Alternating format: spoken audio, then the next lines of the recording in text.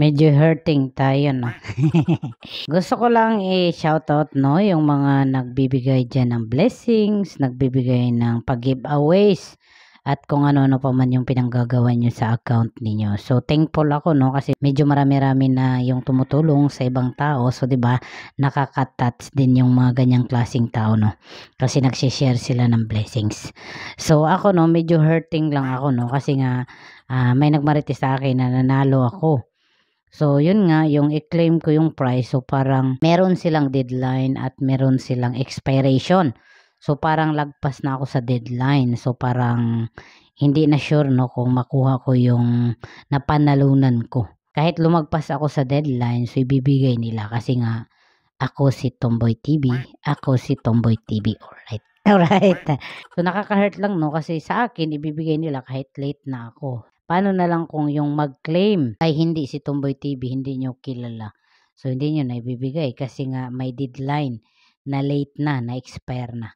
Actually, no, naranasan din naman namin na magbigay ng ganyan, no. So, isa-isa talaga kami yung nag-PPM sa mga nanalo.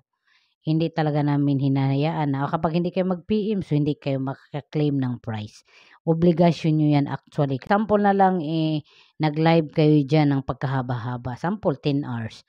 Tapos nag-stay yung isang viewer, din nanalo. After that, may nangyari. Walang signal or basta may nangyari. So, few days pa niya gi-message kayo para i-claim yung price. Tapos, hindi na ibigay kasi nga may deadline na na-expire na. So, 'di ba nakaka-hurt kasi nga nag-stay yan matagal sa live ninyo tapos yun nga hindi lang agad-agad nakapag-message, hindi na-claim yung price, so, hindi nyo na ibibigay. Kung genuine talaga yung pagtulong ninyo, i-message ninyo no, i-PM ninyo lahat nung nanalo.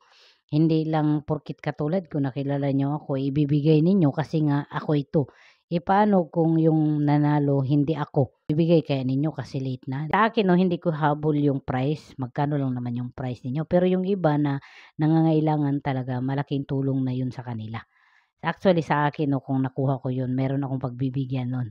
Hindi ko naman sarilihin yun kasi magkano lang naman yung price na yun. Pero 'di ba nakakatulong na rin yun kahit papaano. Pero yun nga, hindi ko na rin gi-claim yung price kasi nga para to be fair to everybody ba na na-late ako. So, kahit ako 'to, so hindi ko na kukunin yung price. Kasi nga yun ang patakaran na may deadline at may expiration. Nag-create lang ako nitong video para malay natin kung maisipan din ninyo yung mga nagpapa-giveaways, yung mga nagpapa-games na huwag nang maglagay ng deadline or expiration. Pero wala naman akong magagawa kasi account nyo yan Pero sa akin 'no, kung ganyan hindi ako maglalagay ng deadline or expiration. Kung napanalunan talaga ng mga tao 'yan, so ibigay ninyo. Deserve nila 'yan kasi nga lalo na kapag supporters talaga nila kayo. Lalo na kapag kailangan nila yung amount na 'yan, malaking tulong na 'yan sa kanila. The more na mag-share tayo ng blessing, the more tayong ibe-bless ni God. Alright? Alright.